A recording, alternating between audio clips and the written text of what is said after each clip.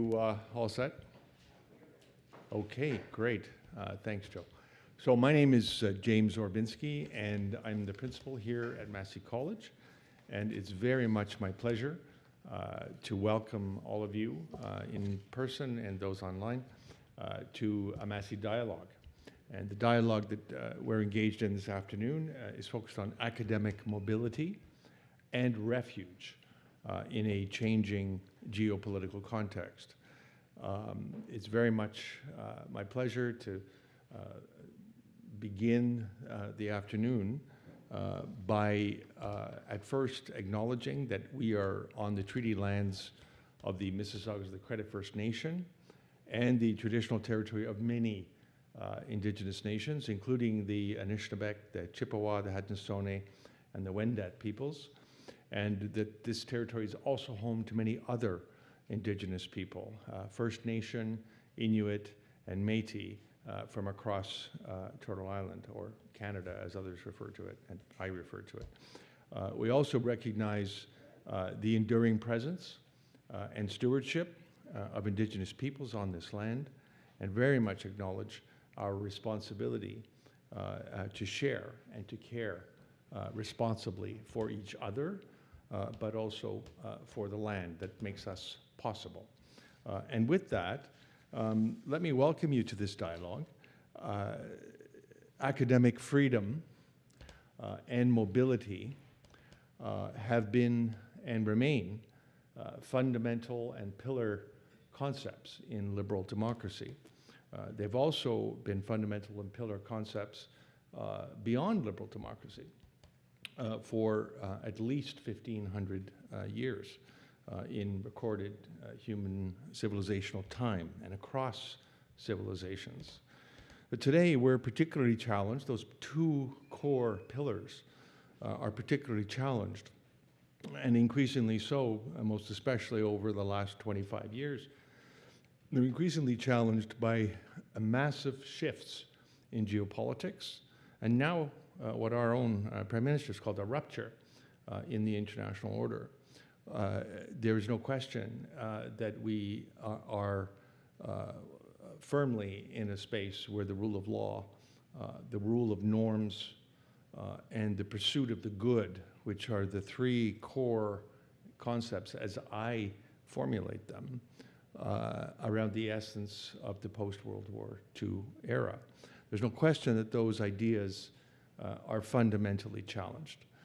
And there's also no question that those individuals and those institutions that hold these very basic concepts dear and near to our hearts, we are challenged in ways that we have never, at least in my lifetime, been before.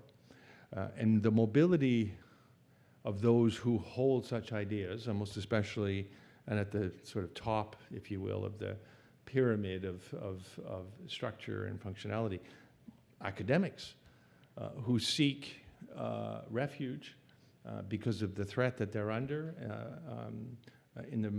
largely through the manner in which they pursue their ideas, the issue of their mobility, and where do they go? Where is their actual refuge? And what does refuge actually mean? Is it simply a nominal statement? Or does it mean material support and institutional support? So those are some of the broad ideas that we are going to explore this afternoon. And before I do that, I just would like to take the opportunity to introduce each of our panelists. And we have two panels, and the first is focused on displacement, conflict, and the right to education. And the second panel is focused on knowledge, identity, and intellectual belonging. So on our first panel, we have a very distinguished group of people. We've tried to keep the panels small so that there's actual conversation and there's also actual dialogue and opportunity for engagement with members of our audience. Now, who are our distinguished panelists?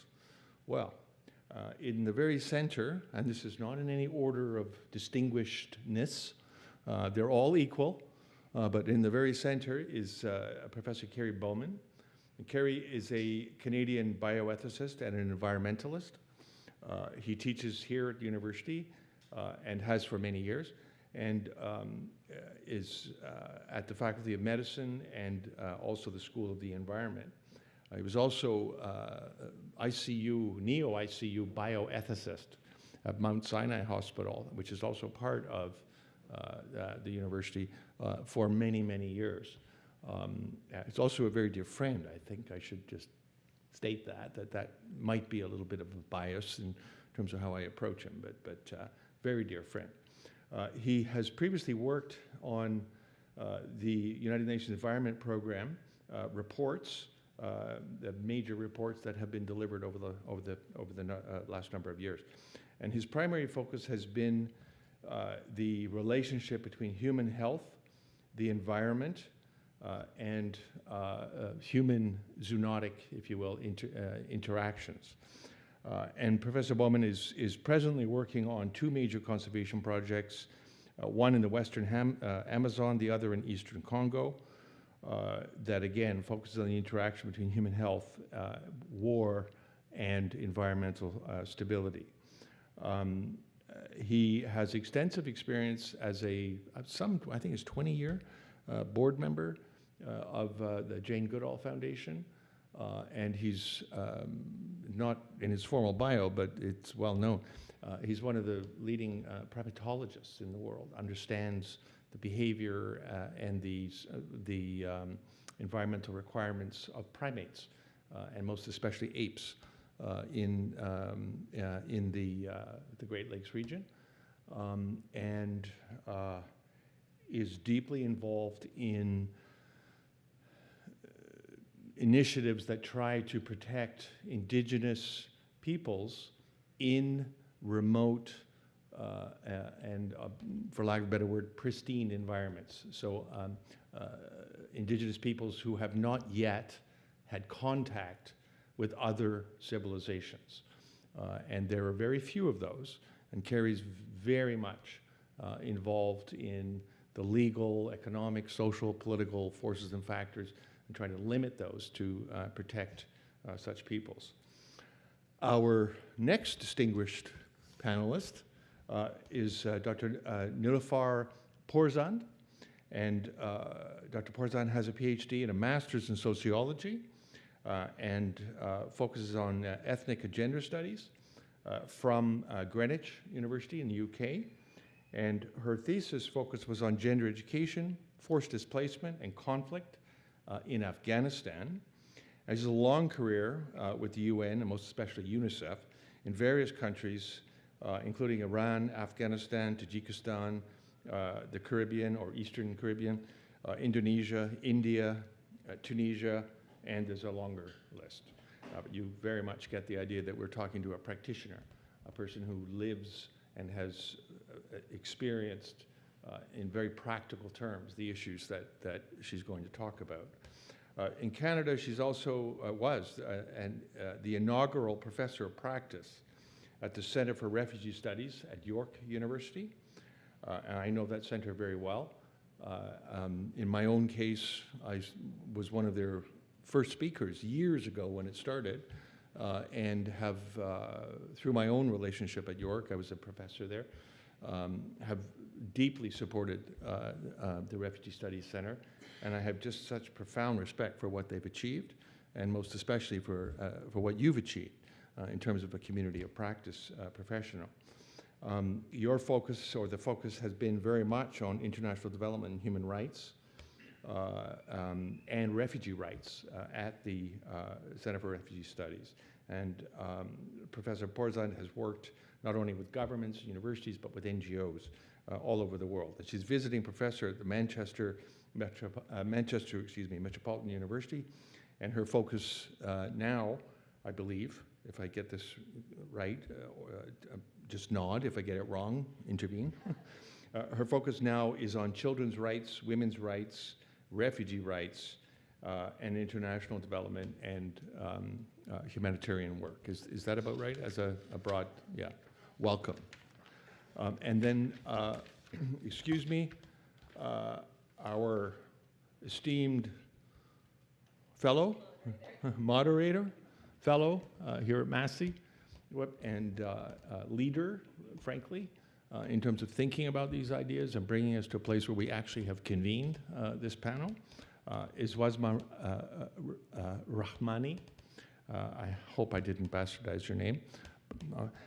And Wasma, it's always the last name that I have the difficulty. Anyway, Wasma is a Master of Global Affairs student here at the Monk School of Global Affairs, or I should say across the street at the Monk School for Global Affairs and Public Policy. She's originally from Afghanistan. Excuse me, she holds a Bachelor of Arts degree in Political Science from the University of Calgary. And she began that degree remotely while living as a refugee in Tajikistan. And her academic and professional interests focus on displacement, access to education, and international policy. And she's worked with refugee students, supported community-based learning initiatives, and is very much engaged in youth advocacy work here in Canada.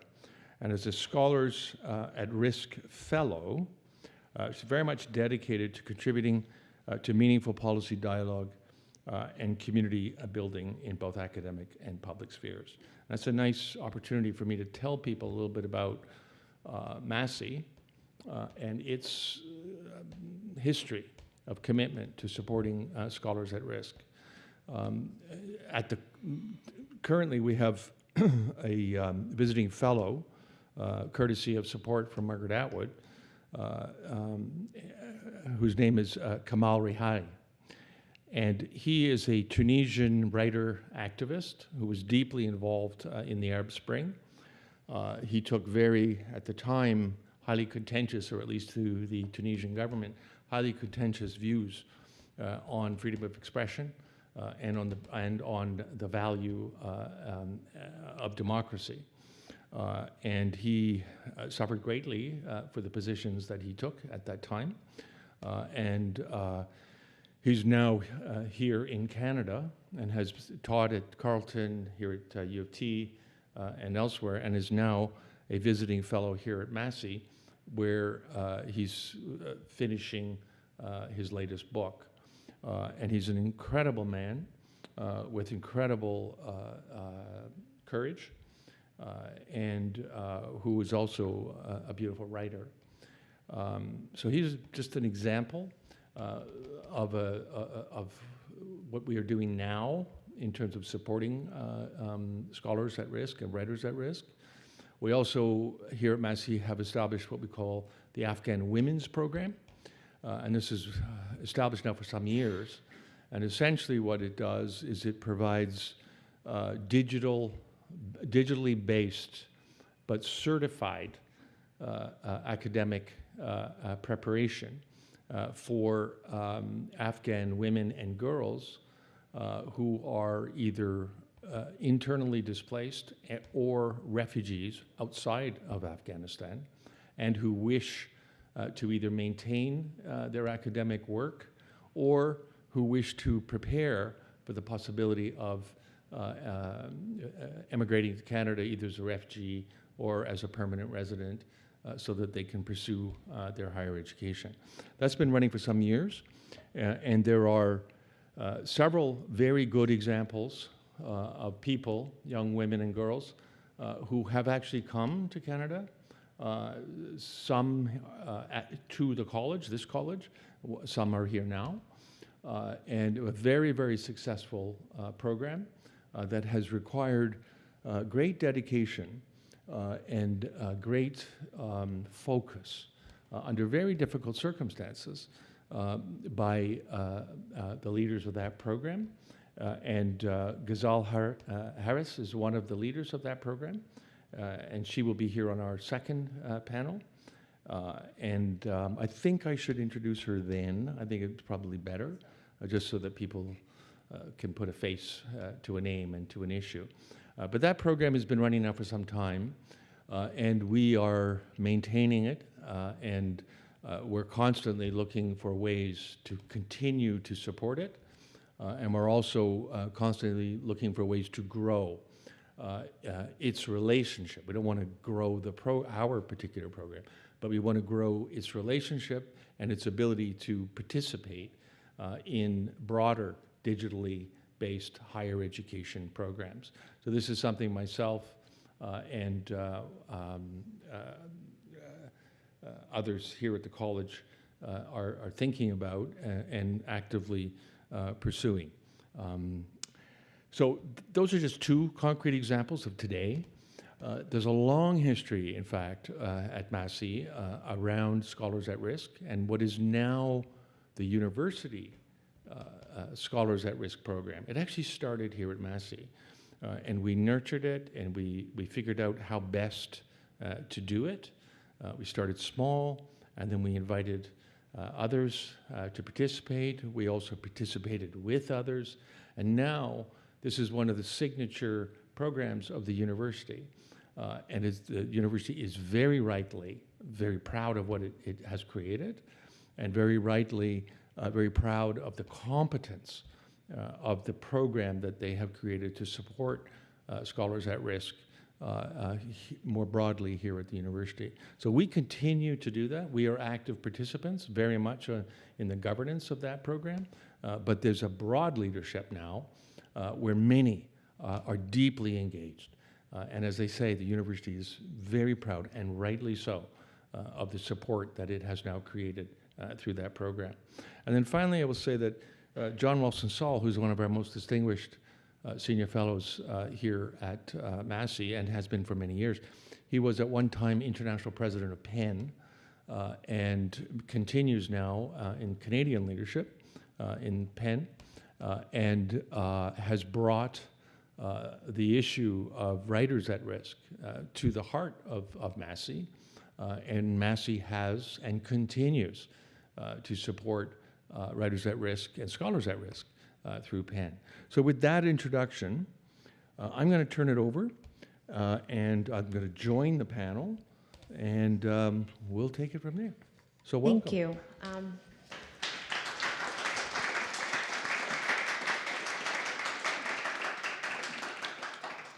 Thank you, Principal Urbensky, and thank you to all panelists being here today. Before we begin, I'd like to acknowledge a few people whose support has made this possible. Firstly, I want to thank Allison, who we're missing here today, for really driving this idea forward from the outset, and Aiden for coming on board and supporting Allison and I throughout the process. I'm also very grateful to Atkia for her guidance and support, especially in helping us navigate some very last-minute changes. My thanks as well to Ben for his help, and of course to Professor Bowman for so generously agreeing to join this panel on short notice. And finally, thank you to Joe and Albert and all the Massey staff who have supported the logistics and setup behind the scenes. I also want to acknowledge the broader context in which we are gathering here today. At a time when conflict, displacement, and deep uncertainty continue to shape so many lives across the world, conversation like this feels especially urgent. It is really wonderful to see so many familiar faces here today across the room, my colleagues from Mung, my mentor, Ms. Mawani, and the broader Massey community. Thank you all for joining us for what is a very timely and important conversation. And on a day when Toronto decided to surprise us with snow again, we're especially grateful for everyone for making it here. Our first panel, as Principal Urbensky mentioned, focuses on displacement, conflict, and the right to education. Around the world today, wars, coups, and political repression are not only displacing populations, they're disrupting intellectual life itself. Universities close, scholars flee, and access to education becomes uncertain or sometimes deliberately restricted. This panel brings together perspectives from humanitarian practice, ethics and global health, and refugee and gender studies to think about what happens to education during conflict and what responsibilities institutions carry in response. I'll begin with a broad question to invite each of our panelists to show how this issue appears from their respective fields. Principal Urbensky, maybe we can begin with you. If you could tell us what happens to education and intellectual life in the earliest stages of conflict.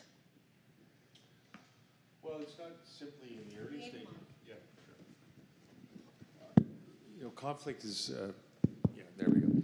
Conflict is a moment in time, and it's usually the most heated moment where there's exchange of violence. And that's typically at its most elemental. That's a definition. Okay, don't worry. That's a definition of conflict. But before that moment, that moment is always, by definition, preceded by long periods of disruption that is getting gradually worse and worse and worse, and that culminates in this florid, roiling moment of violence, often very well organized, by the way. So just keep that in mind. Following that moment, there's also a long period, usually quite long, of disruption that can include re-engagement and reignition of that moment of conflict, that moment of violence. And it can go on, that period, post-conflict period, can go on quite a long time. Now, what's fundamental to that process, to that timeline? Well, it's stability, right? The idea of stability and political stability. When you have political stability, your institutions can function. They can function not in some kind of nirvana-like state, but they can function in order to adjudicate and deliberate and to come to some kind of non-violent determination of a political outcome.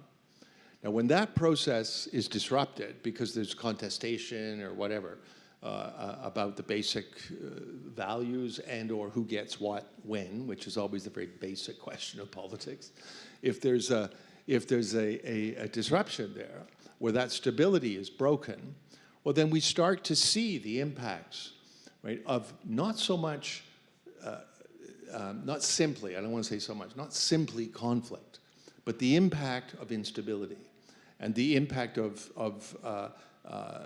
the choice at many levels in a society to choose violence over nonviolence in terms of adjudicating or dealing with a particular issue. Now, that's complicated by the fact that there are many outside actors that are trying to influence a particular situation. So so that's the broadest possible theoretical understanding. So I don't think about it just in terms of conflict and impact. It's about a lot more than that. Right? It's about political stability, the way institutions function or don't, the choices that people and organizations, both internal and external, make about how to adjudicate or how to participate in a problem-solving strategy. Does that mean violence? Does it not mean violence? So as soon as that starts to destabilize, there are huge impacts. In the very first instance, children are the most absorptive of beings. And as a parent, I've seen how important it is not so much to say the right thing, but to do the right thing. Because children absorb what they experience, what they see. So if they're in a situation of political instability, they are already absorbing the impacts of that, on their idea, their feeling of safety, of security, their experience of how best to engage with others. Do you choose violence? Do you not choose violence? Where to seek safety, where not to seek safety? And I think from there, I think the impacts, we can quantify them, and I'm sure many in this room are very familiar with numbers that suggest disruption in education, number of days of disruption in education, which tell you a lot about whether the institution is functioning, how children are responding, how their families are responding. There are many numbers and analyses around the impacts of displacement on education. We can only begin to understand displacement if we start just to explore a little bit some of the theoretical things that I just described. These are fundamental. And so the numbers, they're very important. They help us really plan how best to intervene. But whatever interventions happen, they must very much, I think, deal with people's immediate material humanitarian needs, but also the longer-term need for reestablishing political stability. And so that would be the best and simplest way that I would talk Thank about. you. Dr. Bowman, how does this appear from the perspective of displacement? Well, let me make, I'm just coming off an 11-hour flight, so if I lose my train of thought, you'll have to forgive me. I want to focus on two areas.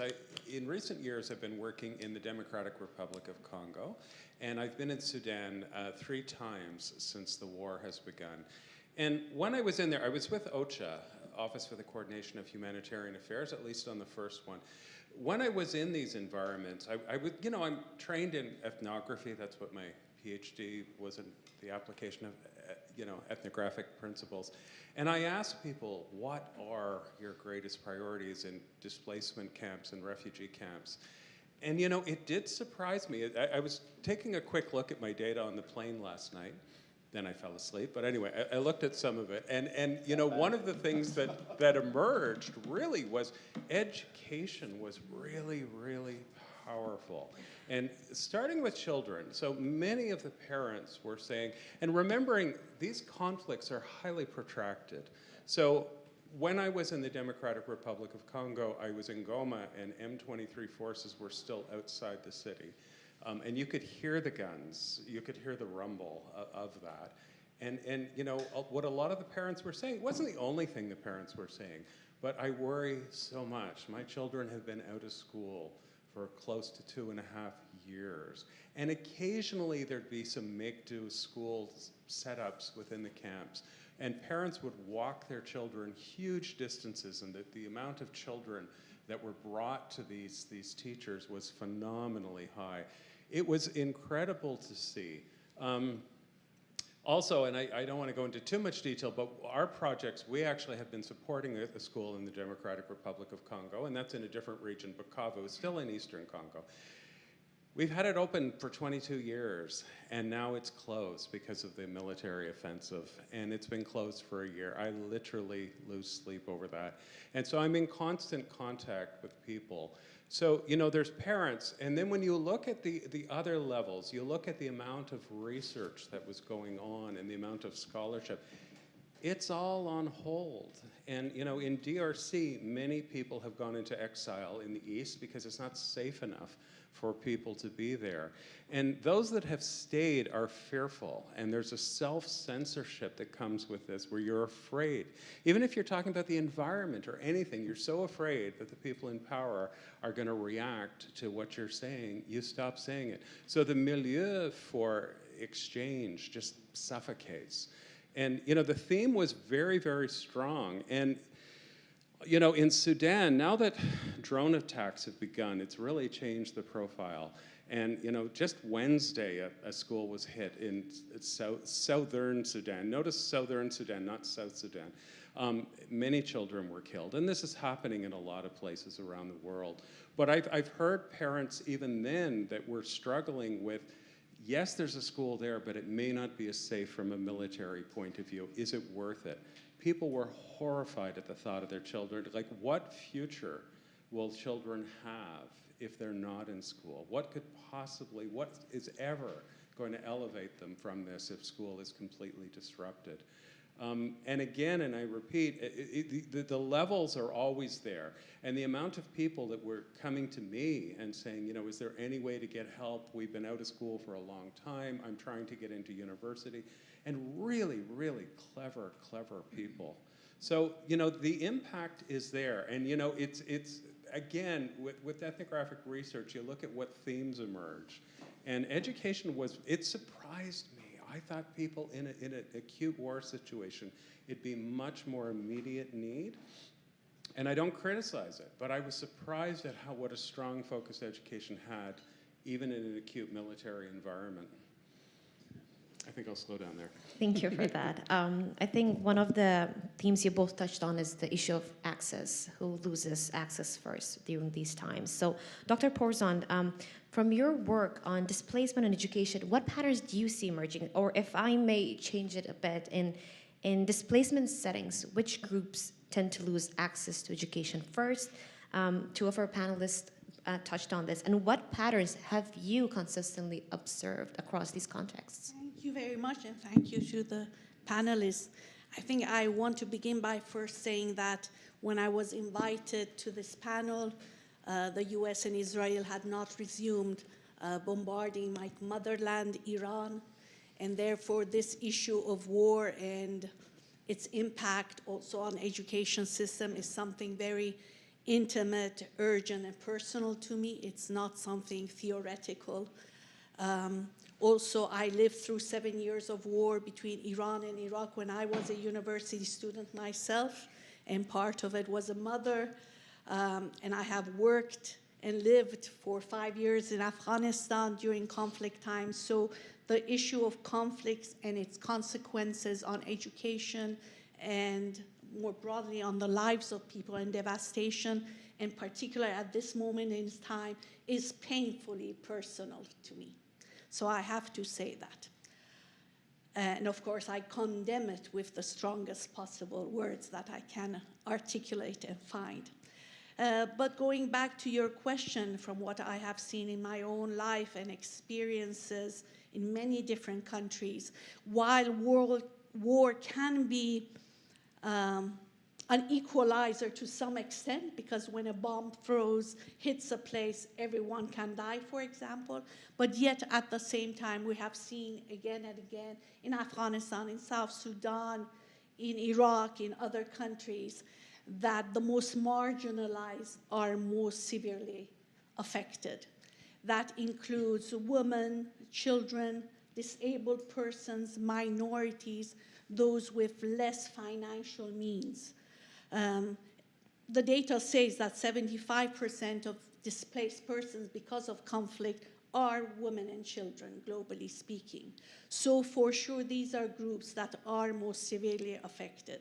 But when war does strike, a whole society, the social harmony, the institutions, what keeps a community and society together is ruptured. And that does affect everyone in that society and community. But based on the intersectionality issues and depending how many resources you have, your social networks, your social capital, whether you have someone who will welcome you when you flee, all of these things are of most severe and serious consequences. When I think of the years when I was a university student during the 7 years of Iran-Iraq war, I think those of us who were able to eventually go back to university to get our degrees, and those who had to abandon their studies, if they survived, that is, because of financial reasons, and go back to their villages or towns and work, for example. So for sure, class issues, ethnicity, racialized identities, gender, age, all of these are of very serious consequence in terms of your lived experience of conflict. I think this then brings us to the question of like targeting education and how targeting education can leave others so vulnerable. As you said, 75% of people who do get targeted are women and children. But coming to the displacement settings, Dr. Bowman, in many crises, as we know, education is often deprioritized in the early stages of humanitarian response when survival needs dominate. In practice, how interconnected does education become with health and safety, especially in displacement settings? Well, from what I've seen, very, very interconnected with health and safety. You know, so many situations, children are expected to move, or people are expected to move to find education rather than staying exactly where they are. That in and of itself creates risk, and that's one of the things that was reported to me consistently, that you know, having the children go from A to B is actually a military risk in a lot of situations. Also, children can be targeted on a lot of levels. So, you know, that is definitely one of them. Health and education kind of roll together a lot, because if there's an area where there's education, you can offer a lot of health information or even access to healthcare. So, for example, they were often, you know, offering with cholera interventions places where women would bring their children for education. They could actually integrate that. So I think there is quite a mixture there. Dr. Urbensky, I'd be interested in your thoughts on that from a humanitarian perspective. Yeah. Well, so very obviously they're deeply related. There's no question. I think it would be very hard for anyone to argue that they're not. But the priority depends on the circumstance.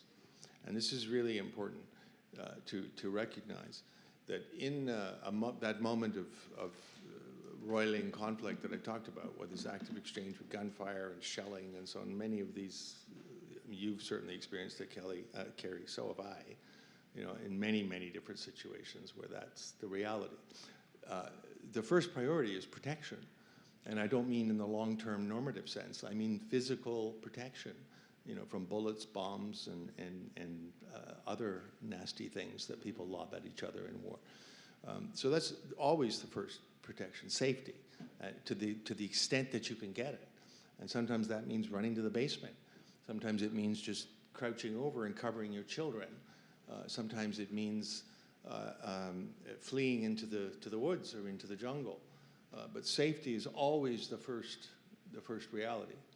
Then it's the basic emergency health needs.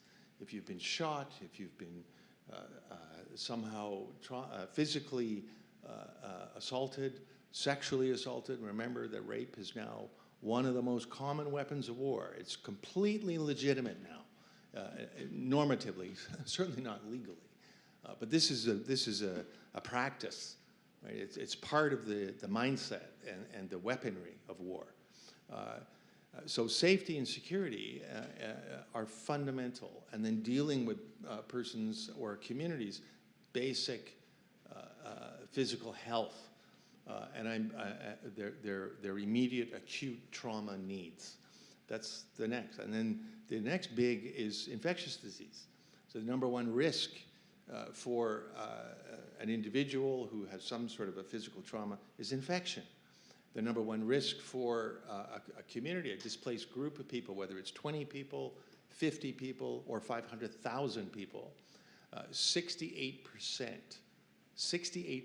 of all mortality that occurs in an internally displaced person setting or in a refugee setting is from waterborne infectious disease. So the number one priority after having dealt with acute urgent traumatic needs, number one priority is to secure the water supply and to ensure that a community has access to appropriate water. So these are actual operational priorities that take priority over pretty much everything else. And then the next is shelter, right? And I think for obvious reasons. Then the next is food. So it's usually in that order. In fact, that is the sequence that one typically thinks about in terms of operational planning and activity. Now, inevitably, absent the circumstance of active gunfire, even in a hospital, parents will look for opportunities to enhance the education of their children. And one of the things that in the organization that I've worked mostly with, MSF, for almost 20 years, we always make every effort to support informal classrooms, to support a parent or a mother or a father or even an older child to hold little classes, right, in the hospital, in the clinic, for those who are able to go and well enough to participate. The other thing, that was just fast forward to more stable refugee, internally displaced person settings. Education is a number one priority. Assuming you've met those basic issues that I've addressed, I talked about, education is number one. And that does not have to be formal. It doesn't require a building. What it requires is a teacher and a learner. And it requires the willingness of the teacher to teach and the hunger, intellectual, of the learner to learn. And you can do that anywhere. And so there are many ways of supporting such programs. And there are many formal programs that emerge around that very basic idea. Then, finally, There are ways of supporting refugees or internally displaced persons who live in a camp to become teachers and to become credentialed. And so at York, Yes. one of the programs that York developed was a program to train people to become, train refugees in refugee camps to become teachers and to be supported by the appropriate Ministry of Education and to be credentialed by York and their own home institution, University of Kenya in this particular case. So there's many ways of thinking about this, but the fundamental concept has to be that people's needs depend on the situation.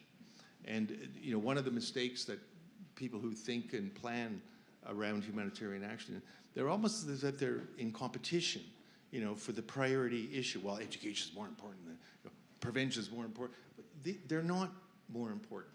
They're deeply, deeply interdigitated. And they are responses to circumstances that most of the people that that NGOs and others, UN agencies work with, we don't control those circumstances.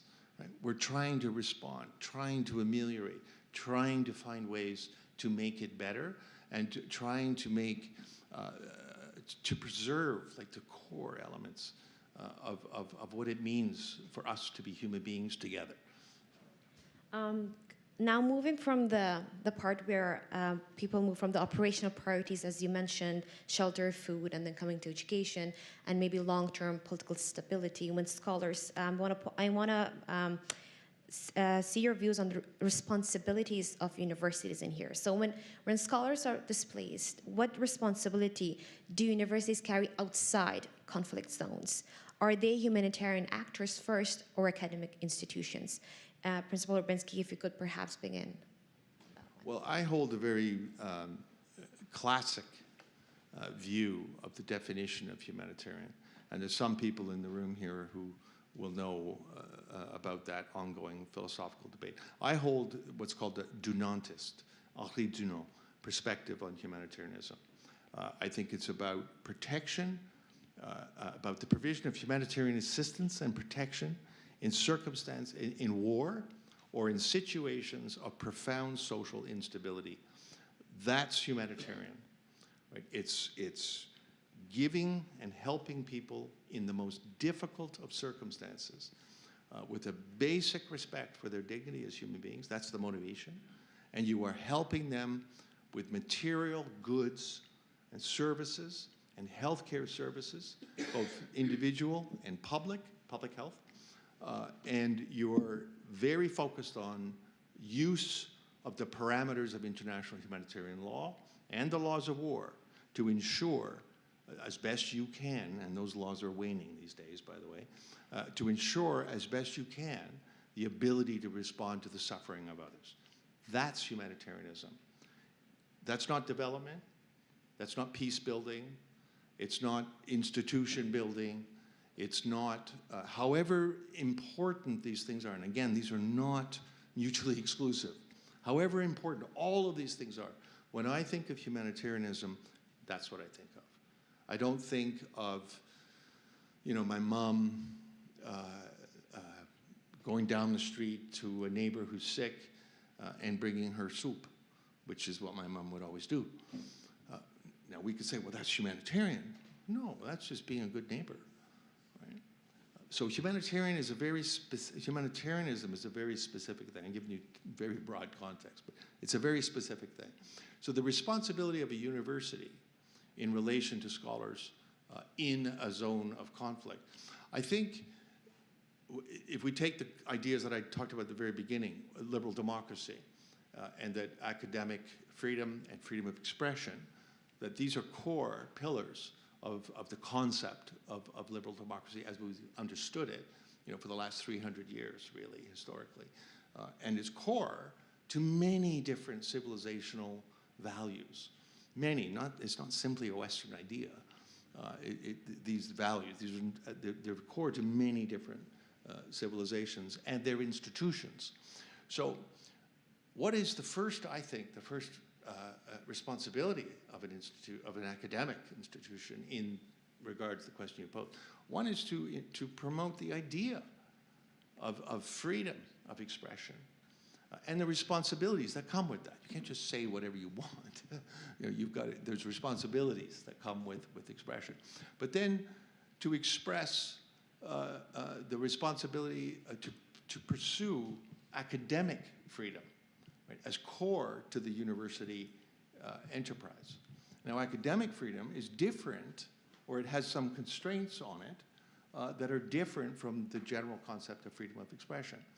So, in principle, I think that's actually the most important thing, is to articulate and to try to maintain the norms, both domestically and internationally.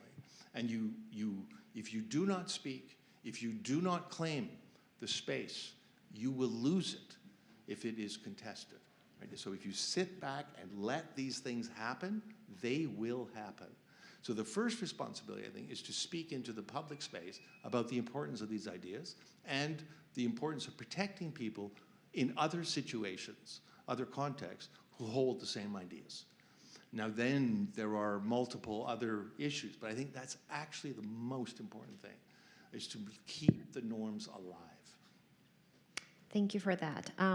Now, Dr. Porzan, bringing you in here with the role of universities, and I want to hear your thoughts about the idea of, does displacement end? So when scholars are physically relocated, does displacement truly end, or does it continue in more subtle ways within institutions, communities, and family life? So in your experience, how does that play out for young people, for professors, and for their families across different levels? Thank you. Very good question.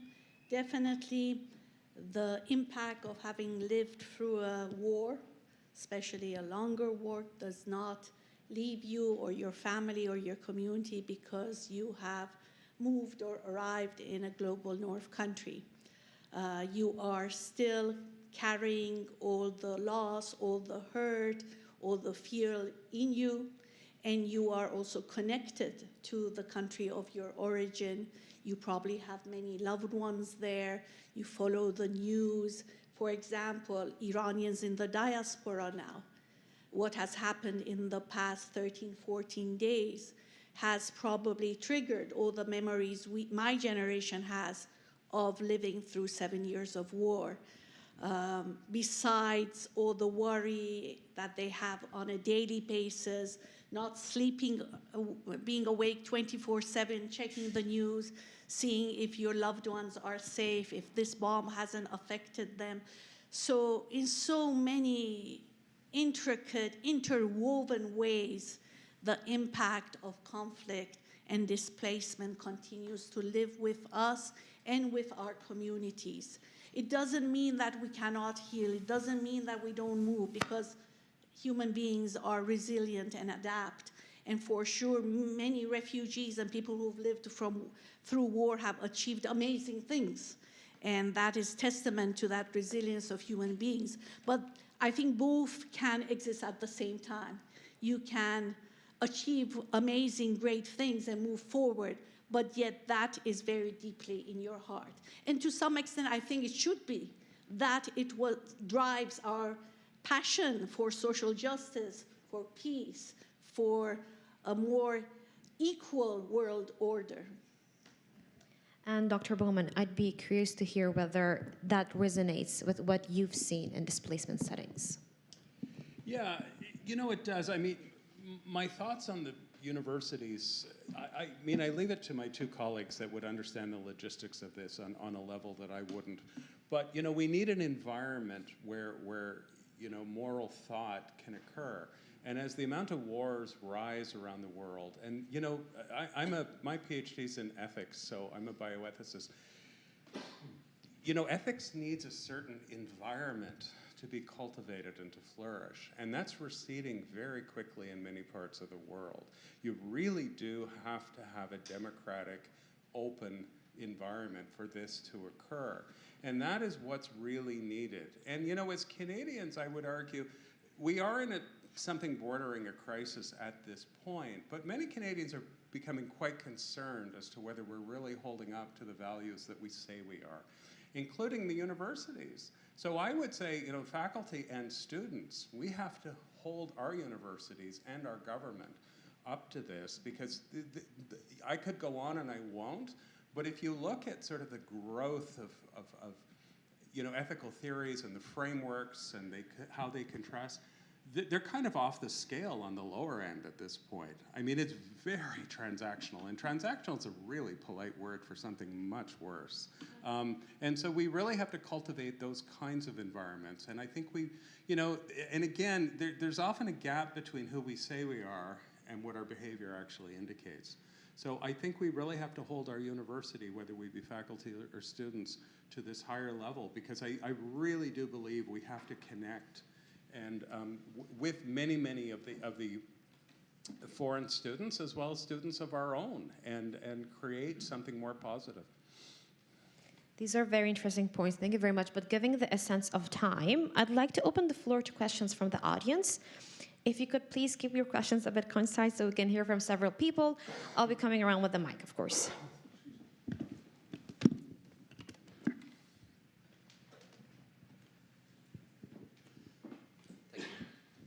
Hello, my name is Mustafa. I'm a journalist, and I was a journalism fellow at Massey last year. Thank you for your insights. I have a couple of questions regarding education and the right to access education in conflict zone and war, and another question about the right to access education in exile. So, for example, in Gaza, like 100% of education infrastructure have been destroyed by Israel.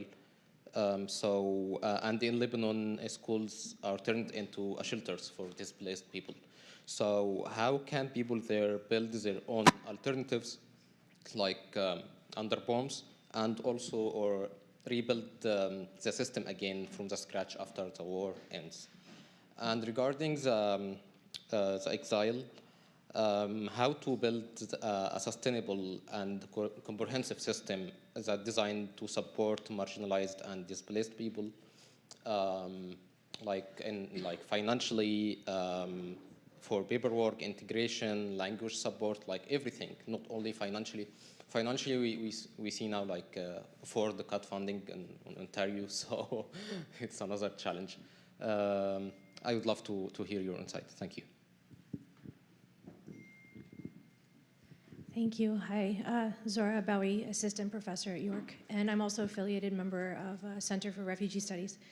This is more just a comment maybe to sit with. I want to thank the panel, first of all, but I'm thinking about the link between conflict and colonization. So if you take the example of Afghanistan, after 9/11, Afghanistan was the largest recipient of Western educational aid.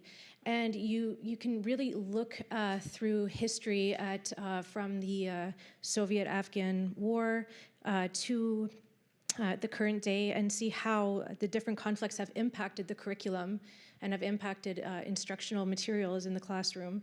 And I think what I'm trying to look at is sort of the way that, to make salient or highlight the ways that military intervention directly impacts educational structures and erodes sort of indigenous ways of learning and indigenous systems that were already in place for, millennia, and sort of the impact of Western military intervention in, eroding educational sustainability. So I think humanitarianism that was discussed, I think it's still largely very much through the lens of white saviorism. Again, I'm speaking mainly of the Afghanistan context. So yeah, I think that's sort of just more of a comment to sit with. Thank you. I think we can start with those just so our panelists also remember the questions we have. So please feel free to jump in on any. I can start by saying that there's been a lot of effort, I think, internationally by the UN, UNICEF, NGOs to develop greater priority for education in conflict zones as a basic human right based on the Universal Declaration of Human Rights, the Convention on the Rights of the Child, and almost articulated in every international human rights declaration. And there are many organization alliances. For example, if you're interested, there's the Interagency Network on Education in Emergencies. And you will see that really in Gaza, in Sudan, all over the world, they are working with partners in the direst of circumstances to reestablish or establish or support education as possible. For example, when I worked in Afghanistan during the first time Taliban was in power, we did not support the Ministry of Education out of the principal ethics of it because it banned girls. But we supported secret home-based schools in Afghanistan. And similar things are happening now, this second time that Taliban has come to power. So I think globally there's now much more experience, resources, guidelines, tools, including online ones, which did not exist 20, 30 years ago, to try and make education possible even in the most difficult circumstances. Not only because of the value of education itself, but because that 1 or 2 hours can be the only 1 or 2 hours in a day that a child, for example, in Gaza, has to be with his or her peers, to express himself or herself, maybe draw something, sing a song. So it is important for a sense of normalcy, hope, and well-being, basically. So education is not only for the educational value, but for so many other things. It can be a key to also healing of a society and a community in conflict. So I don't know if that's a response to that question of yours. And I think the point that you made, absolutely, there's no doubt that most of the wars that we are seeing today, including in my motherland, are a result of imperialism, neo-imperialism, for sure. And then the consequences of that on education, which clearly is not a priority for those who wage war. Just look at the budget now spent on military and the budget cuts on humanitarian assistance, for example.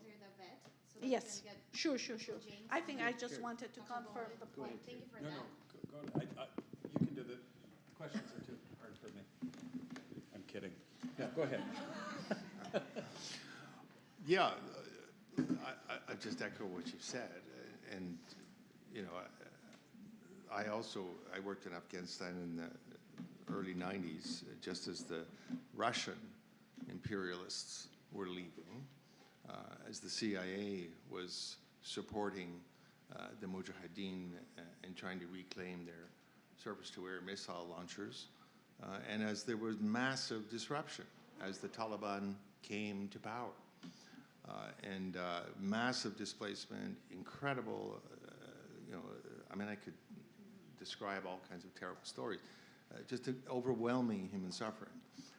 And I would say that, you can look at that moment and you can see it replicated in the future to now. You can look at that moment and you can go back 2,000 years to Alexander the Great, and there would be similar examples of human suffering. And you can go from Alexander the Great all the way to incursions from India, from Pakistan into Afghanistan, the disruption of the Swat Valley and so on, through various, not nation state, but monarchical powers and regional powers and clan-based powers.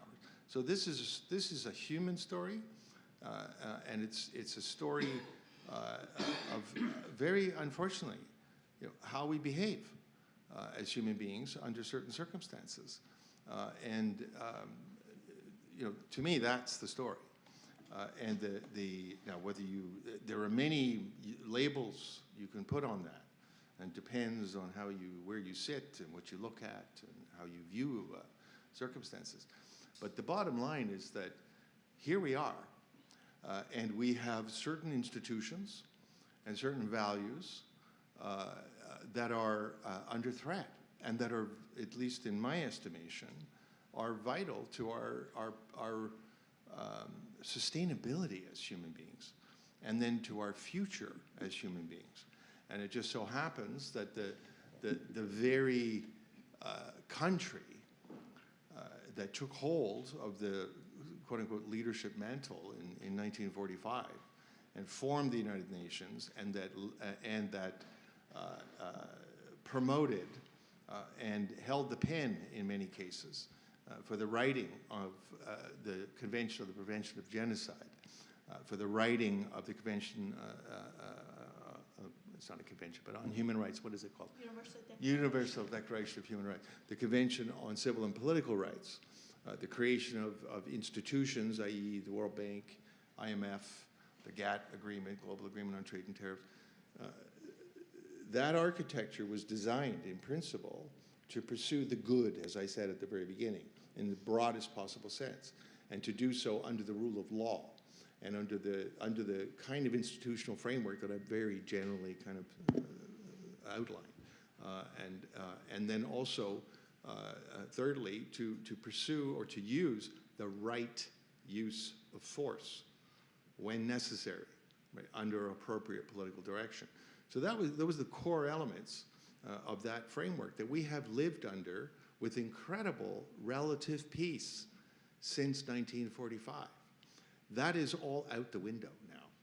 And so that whole architecture, we have to find a way to use this moment to go forward with an architecture that is going to at least give us a hope in hell of making it through some of the really profound challenges that are before us. The climate crisis, nuclear proliferation, just to mention two, massive biodiversity loss, impacts of climate change on literally not just millions, but billions of people now, today. And just as one little micro example, in the central region of Africa, right now, in Malawi is a good example, 43% of people are on food assistance because of climate change, because crops are failing, because rivers are dry, because cyclones are coming through the country now 2 or 3 times a year. This is unheard of. So these are real challenges, and we need real efforts at critical problem solving. We have to learn from history, but we can't bury our heads in academic towers, nor can we bury our heads in deep sand dunes. We've got to be here, we've got to face the world, and we've got to engage in critical problem solving. And I think ultimately that means choosing the values that we hold dear, choosing the institutions that can reform, and then helping them do it, and move forward. The American power now that gave rise to those institutions, however imperfect they were, and they're not perfect, believe me, they're destroying those institutions actively, willfully, intentionally. So now we have to find a way to go forward. That, to me, is the real challenge. Thank you, Principal Lubinsky. And Dr. Bowman, if we could hear your thoughts very briefly on either of these questions. I don't know what I have to add. So many clever things have been said. Let me just tell you about an email that I got from, just speaking about education. I'm moving away from the big concepts to the very applied concepts. Just from Sudan, in relation to schools, the drone attacks have really changed the profile of everything a lot very quickly. They're now asking families not to send children into school settings because you never know where the drones are going to land. And when you take a direct hit, you know, Britain did this at the end of World War II when the V1s were coming in. They had very strict rules about how many people could gather at any given time. This is a huge problem to education. And again, if education's even under a tree and you've got 100 children under a tree and you take a direct hit, it's a horrible, horrible thing. So things are changing very, very quickly. You know, my only concluding comments, assuming we're concluding, I don't know, would be, you know, ethics is really in backslide. And we really have to stand up for what we believe in at this point. Well, thank you very much for these very thoughtful reflections. What we've heard here today is that displacement is not only physical, it is also institutional and intellectual. Promoting education during conflict requires more than emergency support. It requires sustained commitment. With that, I'd like to thank our panelists, and all of you for engaging in this important conversation and welcoming our second panel. Thank you very much.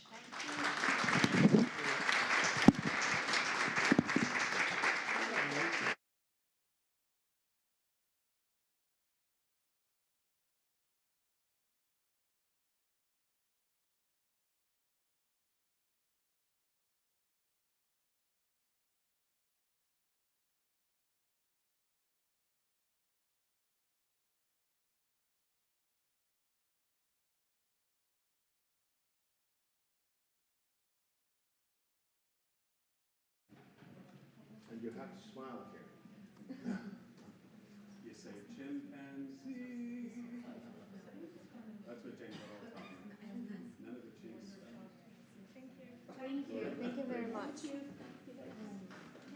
that was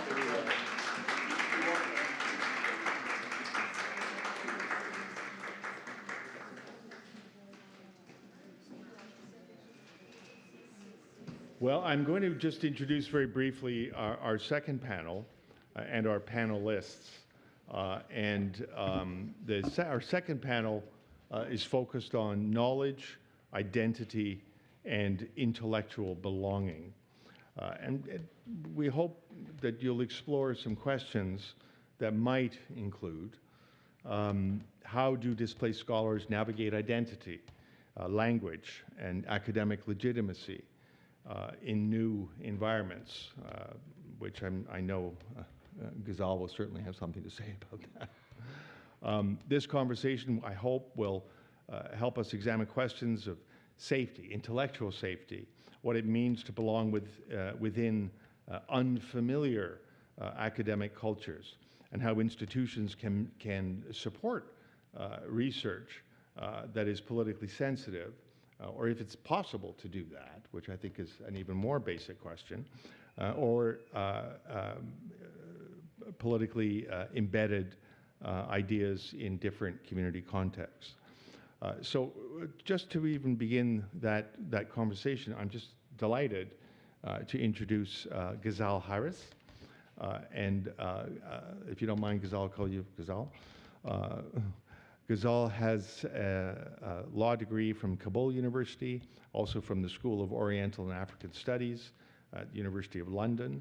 She's an adjunct professor in the Department of Political Science at the University of Toronto, here at the University of Toronto, and a visiting professor at the Osgoode Hall Law School at York. And she's also a fellow, a member of our college, and we're very proud to have Ghazal as a member of our college. And she brings over 2 decades of experience in legal, academic, and public sectors with a scholarly focus on constitutional law, human rights, and accountability in conflict-affected societies. And very importantly, Ghazal was Afghanistan's first ombudsperson, leading anti-corruption efforts and investigating abuse of power at the highest levels of government after the first fall of the Taliban and the emergence of a formal government. She's a woman of great courage, I have to say, and she's been deeply involved in the creation of the Afghan Women's Program, which I talked about earlier, Ghazal, before you got here. And I hope you'll talk about that this afternoon. And then our second panelist, also equally distinguished, is Aden Hassan Ahmed. And Aden is a graduate student in counseling psychology and global mental health here at the University of Toronto, and is originally from Somalia, which I know quite well, having worked there for a couple of years. Aden is a 2025-26 Scholar at Risk Fellow, fellowship recipient, which I had talked about previously before you guys got here. And his academic and professional work focuses on refugee and immigrant mental health, crisis intervention, and culturally responsive care. And Aden currently works as a mental health case manager at Fred Victor and serves as a student advisor with the InLight Student Mental Health Research Team here at the University of Toronto. So Aden, welcome. I'm very much looking forward to your thoughts and comments today. And then, well, go ahead. Yep. Sorry. Finally, we have Mingyor Paldan, who's also a junior fellow here at Massey College. And she's a Master of Social Justice Education here at the University of Toronto's OISE. And she specializes in comparative and international development education. Now, her background is in international relations and human development, and she's passionate about refugee education, resettlement, and identity development. And she serves as a board member and sponsorship coordinator for the Tibetan Children's Village Alumni Association. And she is responsible for supporting up to 140 Tibetan refugees and underprivileged children across 7 schools in India, where the largest diasporic population of Tibetan refugees exists. And Mingyor has worked extensively in community engagement, policy advocacy, and education initiatives, including serving as an executive assistant to Member of Parliament Ivan Baker. And she also, volunteers with food security programs here in the city and cultural organizations, and is very much committed to fostering educational equity for refugee children. So for each of these panels, these are 3 people that are deeply engaged, very practically, in very specific issues in Afghanistan, in very specific practical circumstances that require skill, knowledge, and courage, frankly. And in, for example, Tibet and India, the same kind of very practical focus about critical problem solving. Good ideas, but then what do we do with those? How do we actually build the schools? How do we actually fund 140 Tibetan kids so they can actually get into school? How do we actually create support services, mental health support services, as Aden does, here in the city for people who are really struggling, immigrants, refugees who are really, really struggling with their daily life and the challenges of daily life. What do they need? Do they need psychological services? Do they need counseling services? Do they need coaching? Do they need material support? Do they need guidance to particular institutions? Do they need a little bit of money in their pocket just to get started? What concretely do they need? So these are 3 really serious practitioners, and I'm really looking forward to hearing your thoughts. So welcome.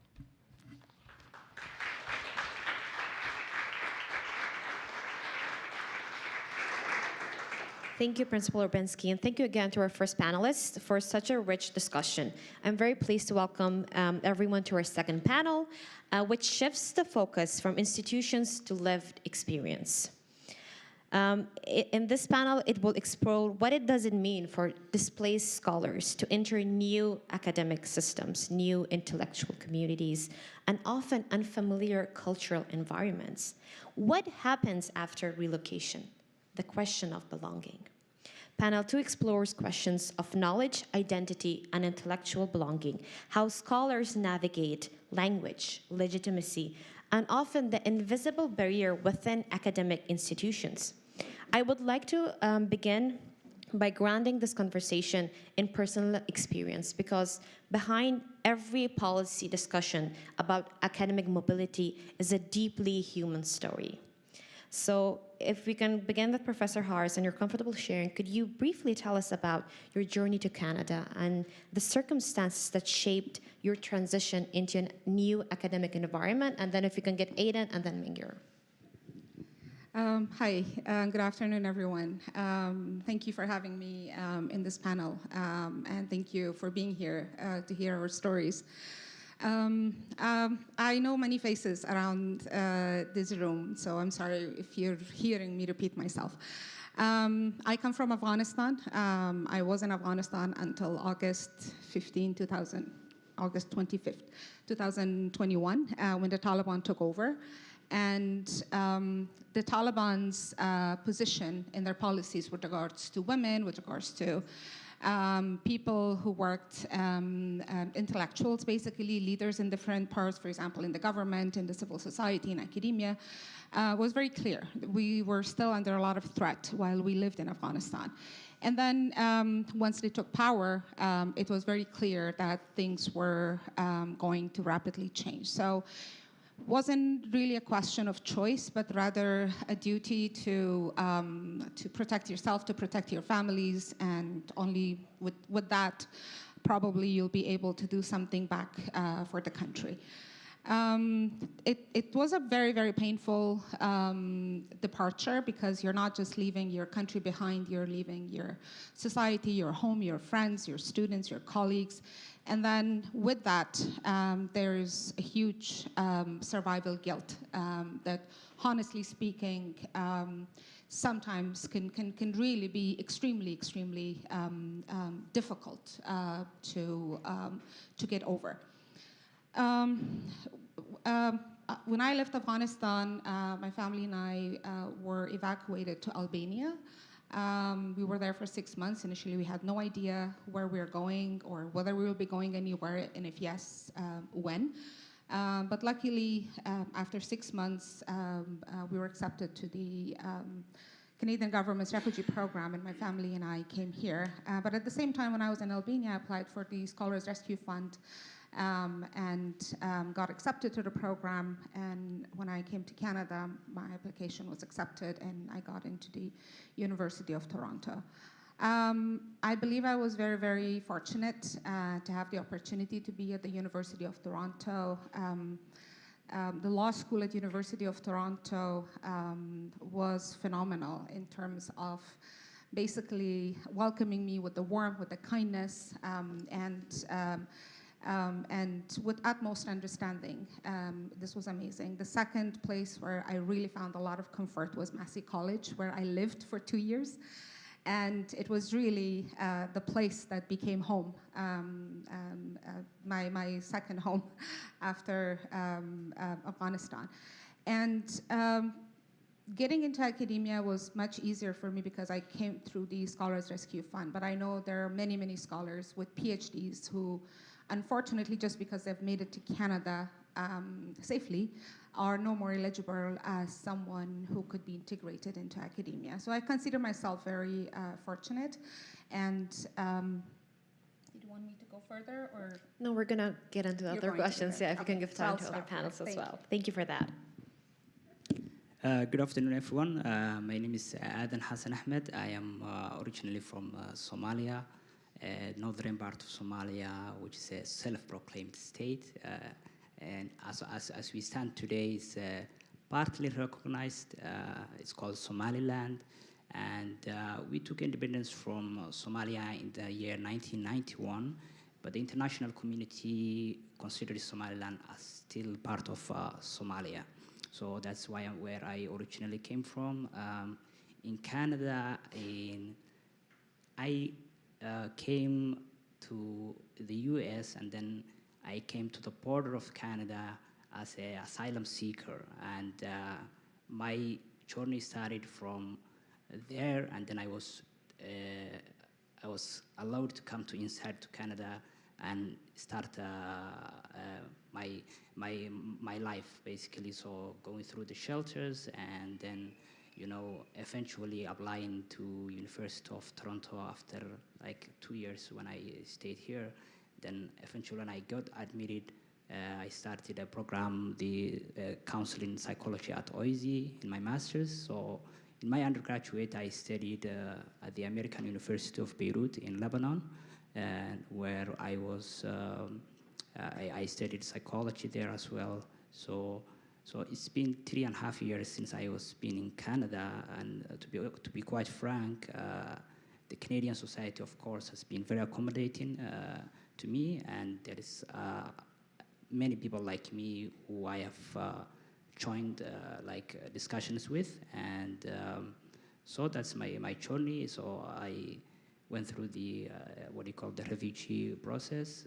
I got admitted, and then I was able to finally start the school here at the University of Toronto, and I'm very privileged to share my journey today. Thank you. Hi, I'm Mingyur. I'm just going to briefly tell you how I came into Canada, starting from when I was born, just very briefly. I was born in a Tibetan nomad village but I had to leave when I was 2 years old because of Chinese government persecution. And I grew up in India in a Tibetan refugee boarding school that was founded by Dalai Lama.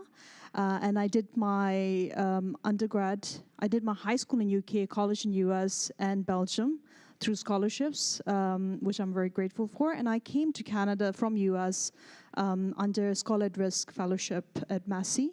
And right now I'm doing my master's. And also regarding to refugee work, I have always been passionate about it, supporting refugees through refugee-led initiatives, and that is through NGO work as well as my work with Member of Parliament through advocacy, as well as my positions as MP Office Manager right now, and previously as caseworker as well. Yeah. Thank you for sharing your stories, and I'm really glad you guys are here and now on this panel today. I want to now move to the question of what does belonging mean when we come here? Professor Harris, you have worked at the intersection of law, rights, and accountability in conflict-affected societies, Afghanistan. From that perspective, what does intellectual belonging actually require once someone has physically reached safety? What does belonging in new, what does it look like in practice? Thank you. I agree with the former speakers of the panel that physical safety is important. Only if you have physical safety that you'll be able to do further work and to talk even about intellectual belonging. I think intellectual belonging in a new environment means a lot of things, and I'll be speaking from my own experience. One of the first things that's extremely important to keep in mind is the differences that we bring as scholars to the new environment. And understanding and appreciating and acknowledging that difference is extremely important. We, for example, in Canada or in the United States or the United Kingdom, where or other Western countries that accept these scholars at risk, first of all, the academic environment is different. Here, you go to school, university, do your master's, do your PhD, do your postdoc, and then you're into academia, and then you continue to publish. Not everybody that comes from a different environment, even if they're in academia, have gone through the same experience, the same environment, the same opportunities. A lot of the scholars that come to these countries have come from environments of war. They have, or post-war. Their educational systems are dysfunctional at times, or they are not up to any international standards. I remember when I was a refugee in Pakistan, and I finished my high school there, and when I went back to Afghanistan in 2003, I started my bachelor degree in Afghanistan. And my full course in law would be 50 pages. The whole coursework for one semester for one subject would be 50 pages. And then we would be required to basically mechanically memorize this. And I'm terrible with that. I cannot learn things until I understand them. And if even you used synonyms for words, you would get marks deducted by your professors, because the curriculum was the curriculum of before the Civil War. It was from the time that from the 80s. It took a number of years for those curriculum to be updated, but that just to give you an idea of how things work in a society. And with those 50 pages, we constantly got threatened by our professors that they will fail us, and they did. And anyways, what is important is to appreciate those differences. A lot of the time, people in academia in third world countries are not highly or well published, but here in the northern hemisphere, it's like publish or perish in academia, right? You either publish constantly, and if you don't really have that kind of credibility that is required.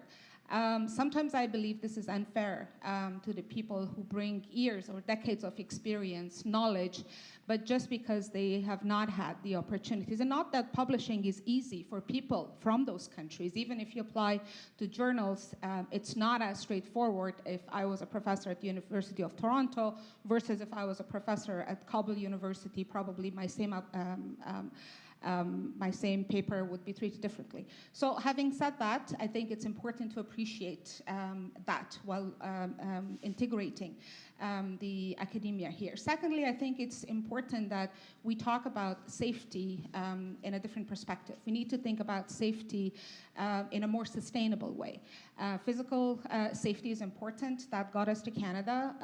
There's at least 1 or 2 years of contracts that gives us some level of safety as well. But beyond that, we need to think about how we can make safety more sustainable. The scholars who come here, once their fellowships or 1 or 2 years grants are over, they continue to struggle. They struggle for continuation in academia.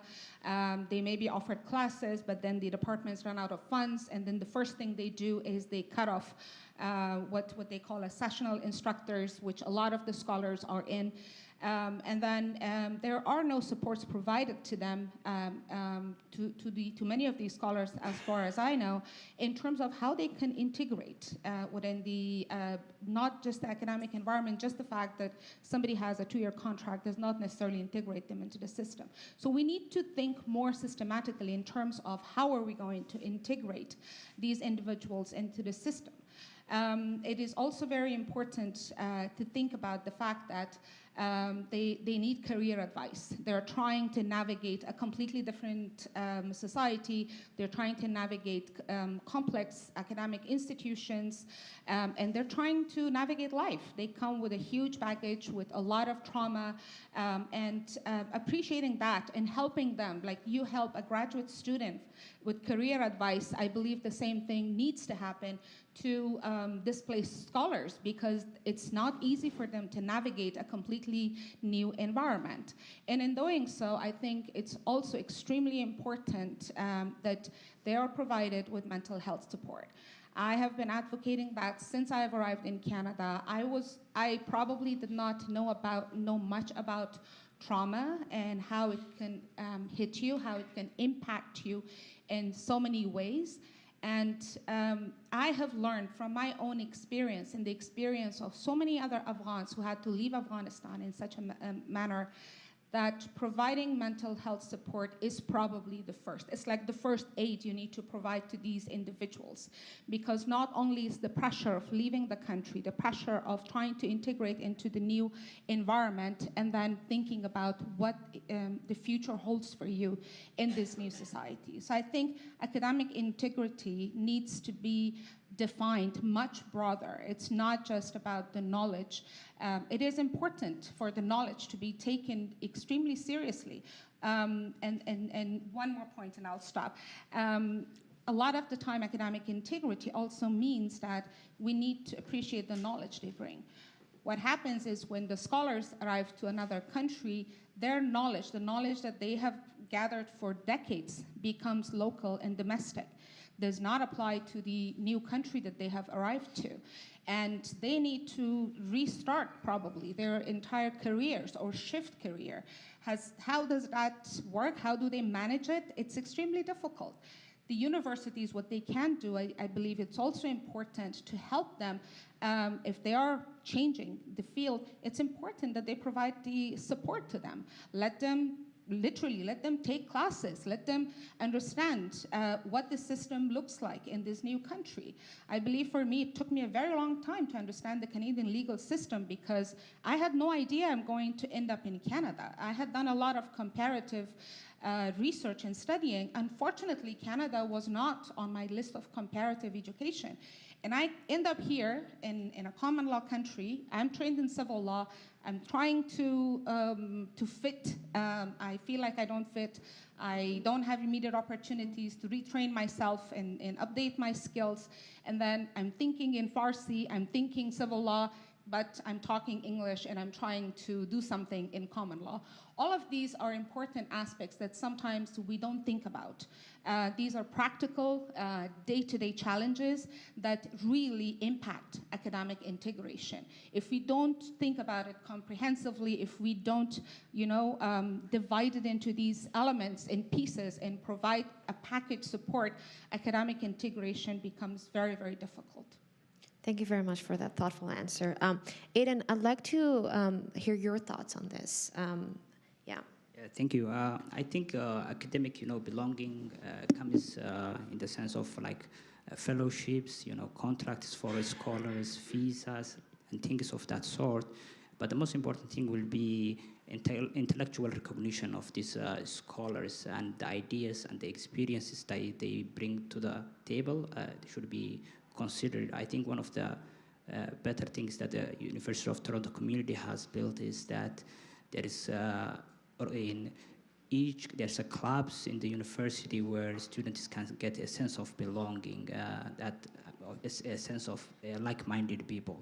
So having a community of colleagues and mentors in the university will, I believe, enhance the academic belonging of students. Now coming to you, Mingyur, your work on refugee education and identity development speaks directly to questions of continuity and belonging. So when we talk about brain drain and brain gain, how should we think about the long-term implications of displacement, not only for host institutions, but also for communities and people that they leave behind? So how can academic refuge programs avoid becoming one-way pathways and set support ongoing intellectual ties with home institutions and communities?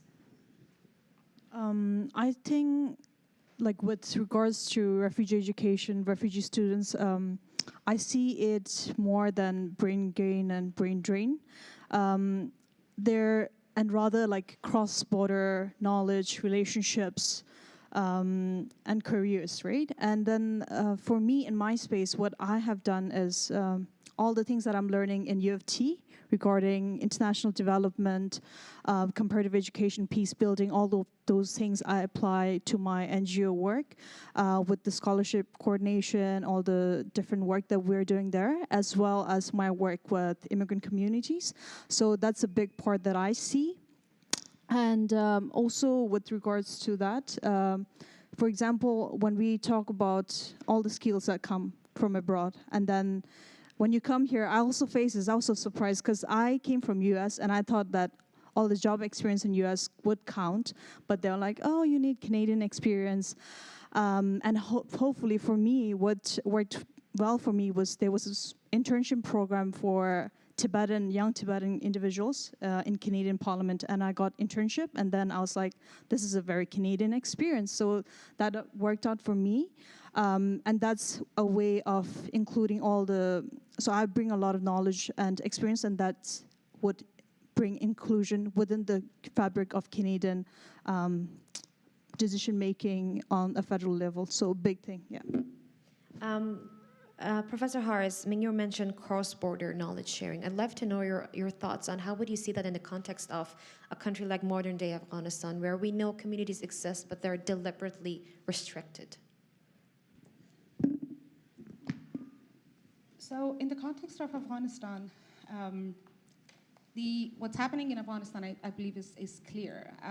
We still see a glimpse of it in the media. Not as much as we should, but there are. The situation in Afghanistan is extremely bleak, particularly when it comes to women in Afghanistan who have the least level of opportunities, be it education, be it employment, be it higher education, or in general, having a public and social life. All of that seems to be a far-fetched thing for Afghan women. They are basically imprisoned in their own houses. There's some work being done in Afghanistan to help women in terms of schooling, higher education, economic support. But I'd be very honest in saying that all of these programs are small-scale programs, and there is a lack of coordination among them, which is not really as helpful when it comes to resource management. But in general, there's some good work going on. One of the things that we're doing is the Avon Women's Fellowship Program, which is housed at Massey College. And through this program, we support 10 Avon Fellows on an annual basis. Initially, we started the program with providing training, mentorship, all virtual. Most of these women were either in Afghanistan or were in third countries awaiting for being relocated.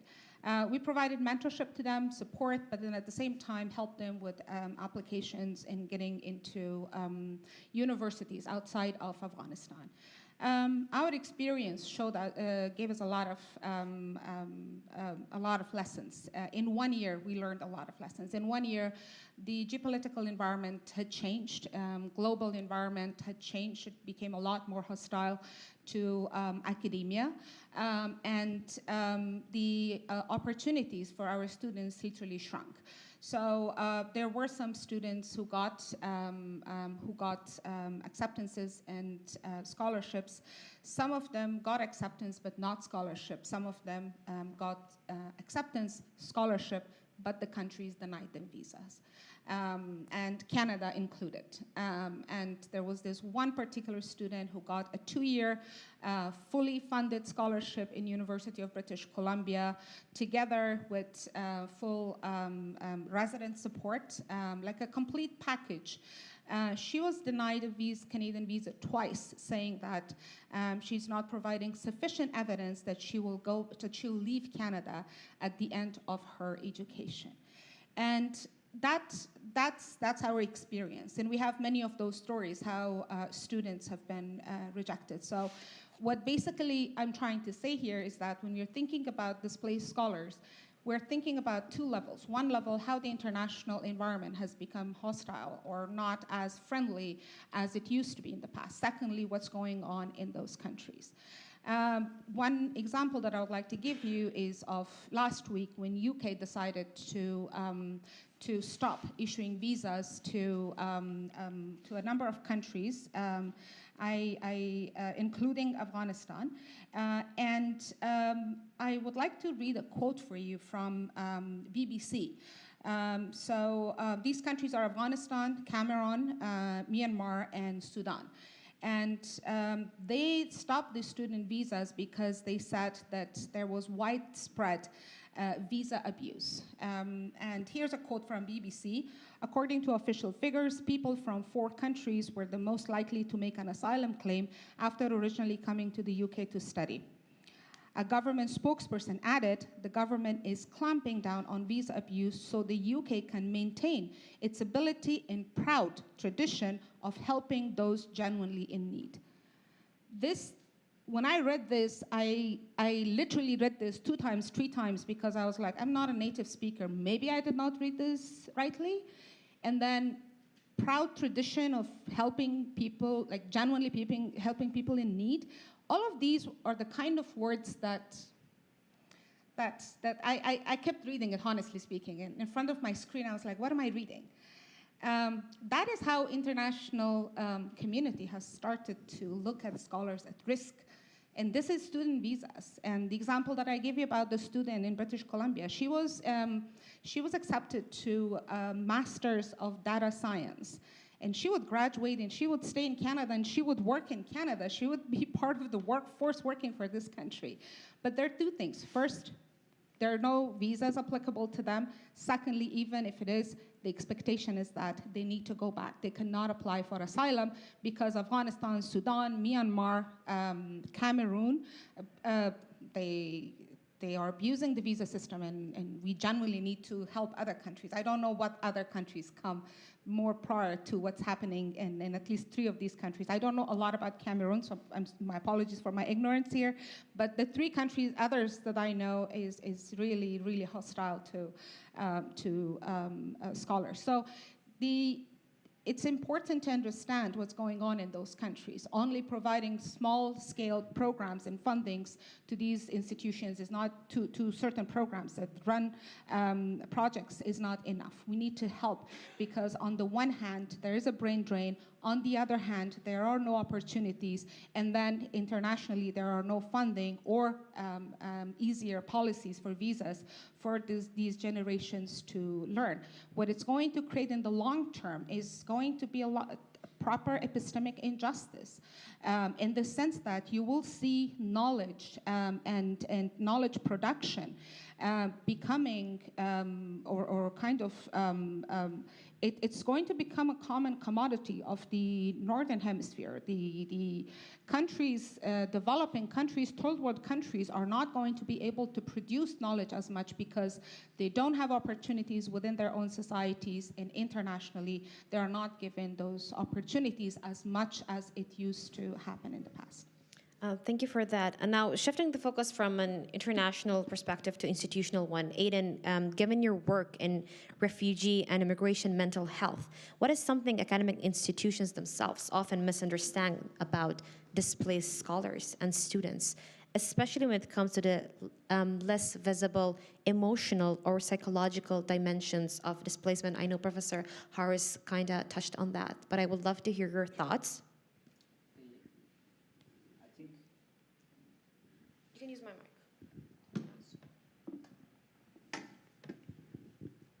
mic. Misunderstanding, I think, comes as an academic refugee.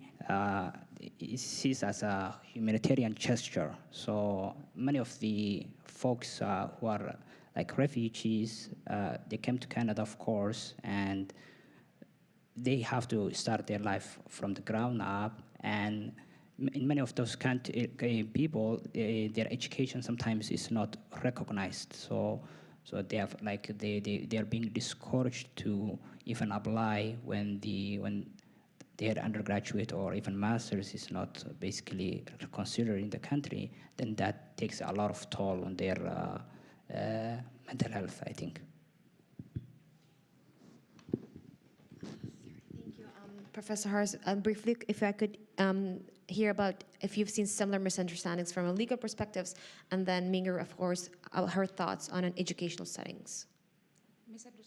Institutional misunderstandings about one thing that you would wish that institutions would understand actually about displaced scholars themselves. I think the one major misunderstanding is that expecting somebody to come from Afghanistan for 1 year, finish, and go back. And only probably to go back to be persecuted. And that applies not just for Afghanistan, it applies to a great majority of countries in today's world. I think that we need to become a lot more realistic. When times are better, people might go back. They most probably will. If I can give you statistics in 2002, this is the kind of statistics that does not usually come up, but in 2002, Afghanistan had more than 3.5 million people repatriating voluntarily back to Afghanistan. And that included mostly from Iran and Pakistan, but that did not stop Afghans from other countries, from the Western countries, to go back and to contribute to the rebuilding of the country.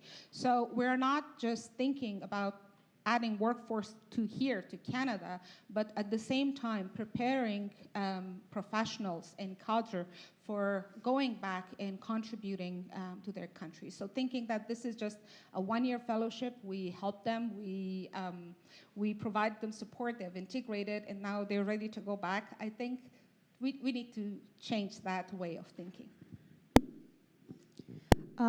Within educational studies, can you hear me? Is that good? Okay. Within educational studies, we talk a lot about how a lot of the solutions regarding refugee education is very short-term, because understanding from many years is that refugee education, it's going to be a part-time, like it's going to be a short-term thing, few years. But then the issue, so there have been shifts based on the changes in refugees and the conflicts. So previously there was more education aimed towards, so the main thing is purpose. So education aimed towards going back and how you can rebuild a country. And then it became or how you are going to have accreditation in the country that you are currently staying in. Often that's neighboring developing countries. And now there's a big shift, and that's like how trying to study for a Western country, to get into a Western college. So there's this shift based on what refugees see would be, refugee parents and children see is best for them. And so that's the big shift, and focusing on long-term solutions. And another big misunderstanding is providing, oh, this works really well. I think it's going to work well for this other refugee group in that part of the world, and that is not the case. I have seen different types of refugee education, like specifically related to Tibetan refugee education in India, Belgium, US, and then here in Canada. All of them have like different things that works well or not work well. For example, in India, Tibetan refugees, they have a lot of the systems, they have a lot of authority. So you can dictate certain things. There's a lot of autonomy, so you can learn Tibetan, and that's part of the Central Board of Secondary Education in India. In Belgium and Canada, there's prioritization given for assimilation, so fully prioritizing on that. And then the community support, or the Tibetan community support or language support, that's going to be through federal funding or different funding for community organization.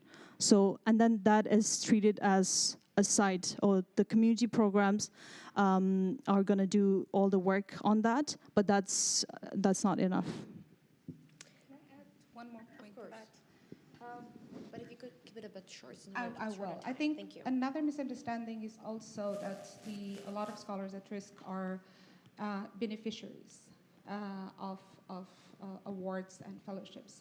And that basically dismisses the fact that they can be contributors, they can be producers of knowledge as well. They can contribute to research designs, to bigger scientific research, to the production of knowledge. A lot of the time it gets summarized, oh, they're beneficiaries, and it will be great if they could share their stories with us. I think that's a stereotype. I think that's a misunderstanding. We need to see them as capable of producing and contributing to the knowledge. Thank you very much. I think we now have some time to take some questions from the audience. So we will do 2 to 3, and then we'll wrap up after that.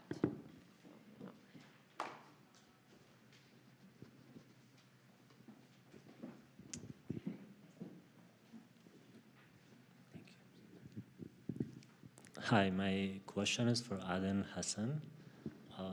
As an asylum seeker in Canada, it's not easy to start your education, mainly because of those legal challenges and lack of proper documentation to start your studies.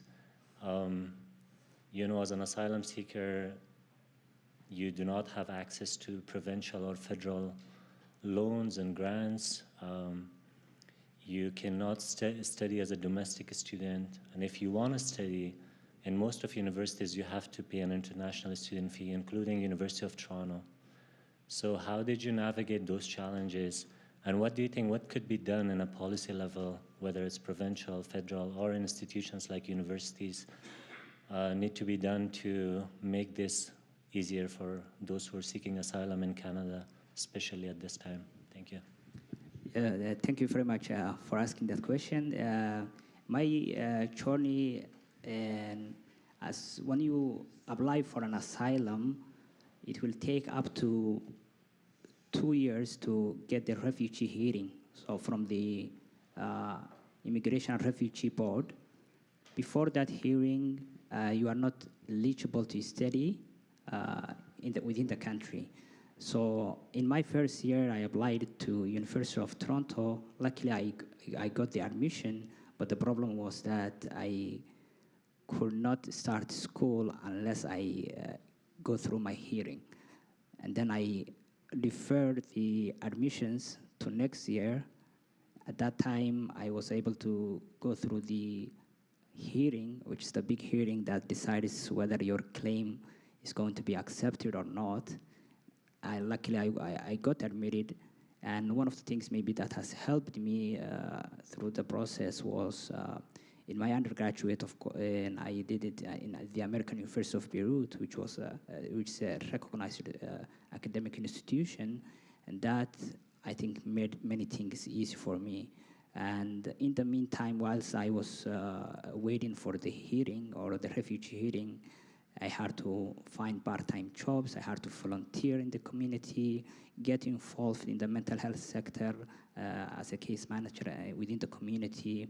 So I was trying my best to busy myself. And then when the opportunity arrived, I was able to start school. Then, yeah, thank you. Hi, I'm Zora Zahir. I'm a junior fellow here. I just want to say something about the difference between welcoming and belonging. Like, people can welcome you, but like, where does the belonging come from? I just recently started watching Family Feud Canada. For the people who don't know, it's just a random game show asking random questions from 100 people and then people answering things. That it's very interesting because it's a silly show, but like, it's important because it tells you a lot about the culture. Last night, there was a question that's saying, what to do if you have an intense baby fever? The family who wanted to answer it was, all of them were new to Canada. One of them say, oh, feed the baby. One of them say, the baby has a fever, give them medication. And every time they answer, some audience laughing, the host is completely puzzled. There was like, what is happening? And then the last answer was also nothing that it was correct. And then the other family said, find a partner. And that was the right answer.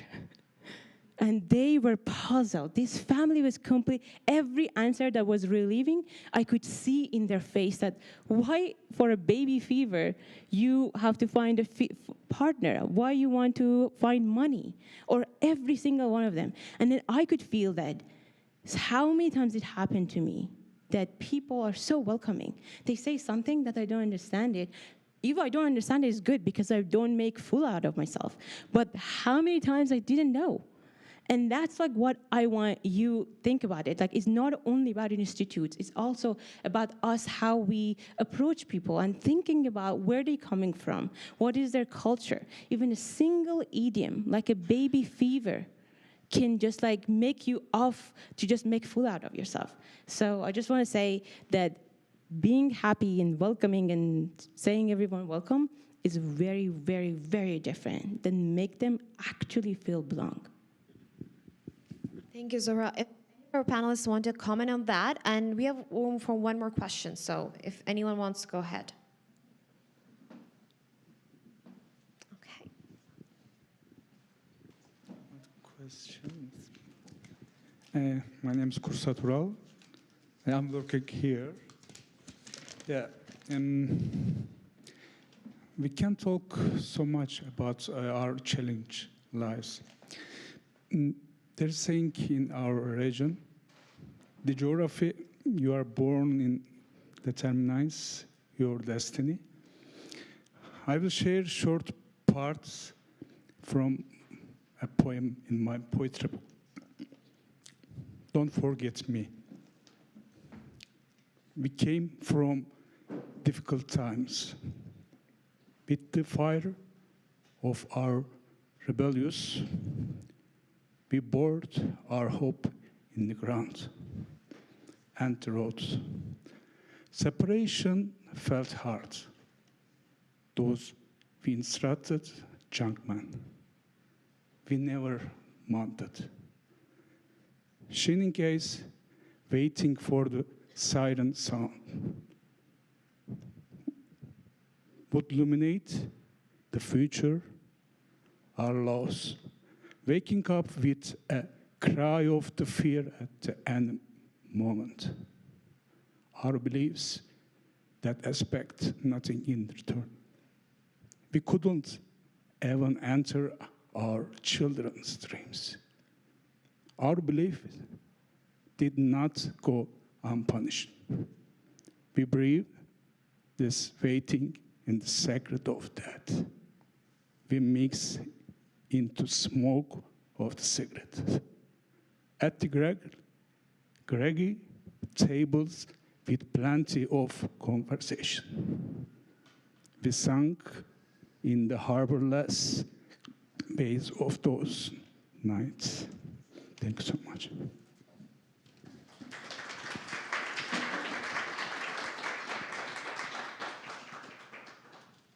Well, thank you very much. Thank you, Corsat, for sharing that poem. It was very beautiful.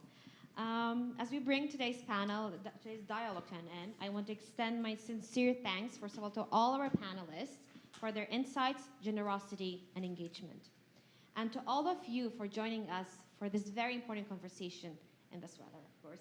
And across both panels now, what we have been reminded is that academic mobility and refuge are not only questions of access, but also of responsibility, institutional, intellectual, and human.